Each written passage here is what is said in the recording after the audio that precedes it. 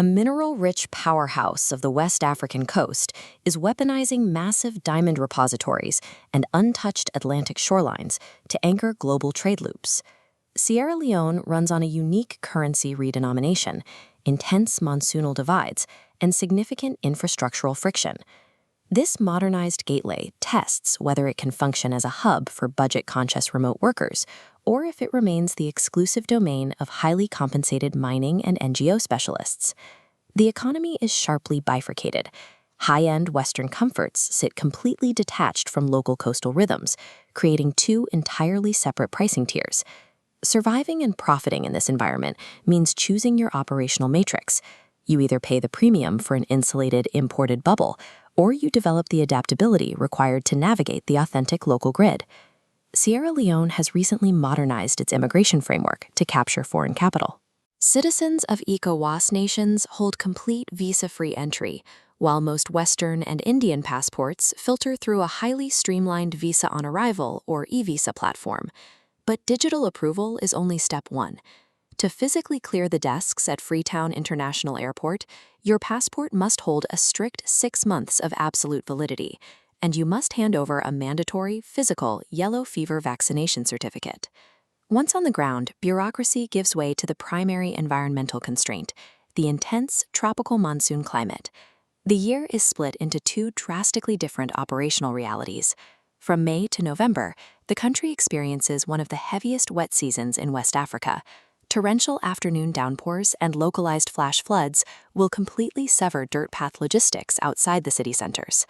The optimal window to live or work opens from November to February. The Saharan Harmattan trade winds cool the region, drying out the moisture and stabilizing the interior roads.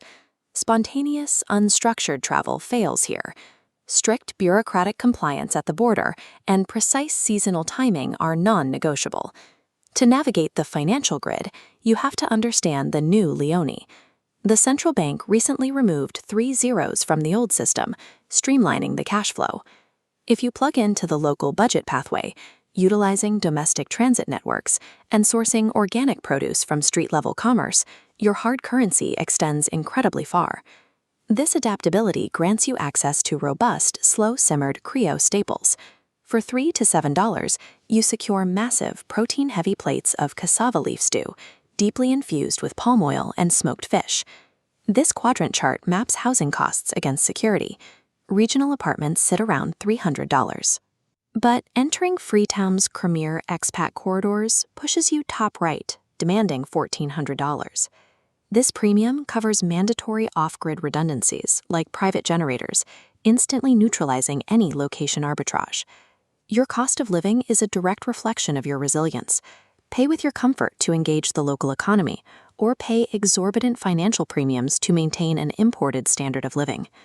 The cost of that premium lifestyle is supported by an aggressive, high-tier job market driven by international aid logistics, maritime shipping, and massive-scale mineral extraction. These sectors demand highly specialized global talent. Exploration geologists, multilingual NGO directors, and industrial security coordinators form the backbone of the expatriate workforce.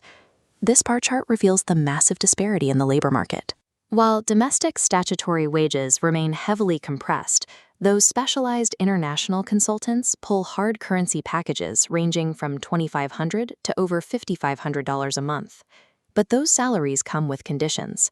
While Sierra Leone maintains profound regional stability and deep internal peace, Freetown is a densely packed urban sector.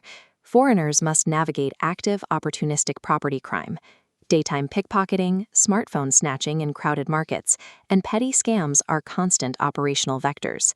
Mitigation requires strict protocols. You must maintain acute situational awareness, avoid unlit stretches of Lumley Beach after midnight, and rely exclusively on vetted private transport dispatches. Those massive hard currency salaries are effectively hazard pay. You are compensated for the stamina required to manage complex local logistics and maintain daily urban vigilance. This matrix details who generates a positive return.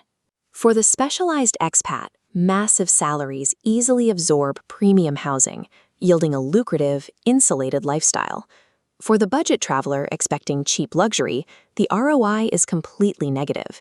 You bleed cash paying Western prices for basic survival. For those navigating the friction, the landscape offers ancestral links mapped directly across the Atlantic. Just offshore lies Buns Island, an 18th-century British slave castle functioning today as a critical open-air museum detailing the transatlantic trade. Inland, the Takugama Chimpanzee Sanctuary operates a rainforest conservation fortress, protecting hundreds of rescued western chimpanzees at the absolute forefront of planetary primate research. Avoid Sierra Leone if you demand low-friction budget luxury, but if you hunt for high-reward specialized postings or deep eco-exploration, this is your frontier. Would you baseline your next workspace inside a mineral-rich West African sanctuary where pristine beaches meet diamond corridors? Let us know below.